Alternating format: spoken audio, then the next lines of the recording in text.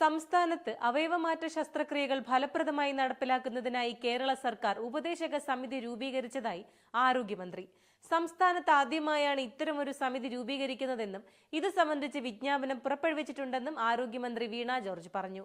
Transplantation of human organs act 1994 പ്രകാരമായിരിക്കും ഈ സമിതി പ്രവർത്തിക്കുക.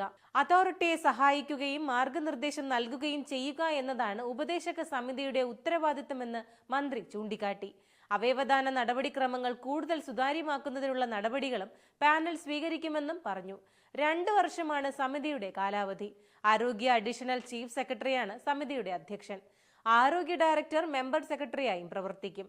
കോട്ടയം മെഡിക്കൽ കോളേജ് പ്രൊഫസറും കാർഡിയോ വാസ്കുലർ വിഭാഗം മേധാവിയുമായ doctor TK Jayakumar, Amrita institute of medical sciences clinical പ്രൊഫസറും ചീഫ് ട്രാൻസ്പ്ലാന്റ് സർജനുമായ S. സുധീന്ദ്രൻ എന്നിവരാണ് സമിതിയിലെ മെഡിക്കൽ വിദഗ്ധർ. മെമ്പർ സെക്രട്ടറി, മെഡിക്കൽ നിയമ വിദഗ്ധർ, സാമൂഹിക പ്രവർത്തകർ, NGO പ്രതിനിധികൾ, നേരത്തെ അവയവങ്ങൾ സ്വീകരിച്ച വ്യക്തികൾ എന്നിവരടങ്ങുന്ന 9 അംഗങ്ങൾ ഇതിലുണ്ടാകും. കേരളത്തിൽ അവയവമാറ്റ ശസ്ത്രക്രിയ നടത്തുന്ന ആശുപത്രികളുടെ ലൈസൻസ് സംബന്ധമായ പ്രവർത്തനങ്ങൾക്കും ഇതുമായി ബന്ധപ്പെട്ട ചട്ടലംഘന പരാതികളിൽ അന്വേഷണം നടത്തി നടപടിയെടുക്കും. ഉചിതമായ അധികാരിയായി മെഡിക്കൽ വിദ്യാഭ്യാസ വകുപ്പ് ഡയറക്ടർ പ്രവർത്തിക്കുന്നുണ്ടെന്നും പ്രസ്താവനയിൽ പറയുന്നു.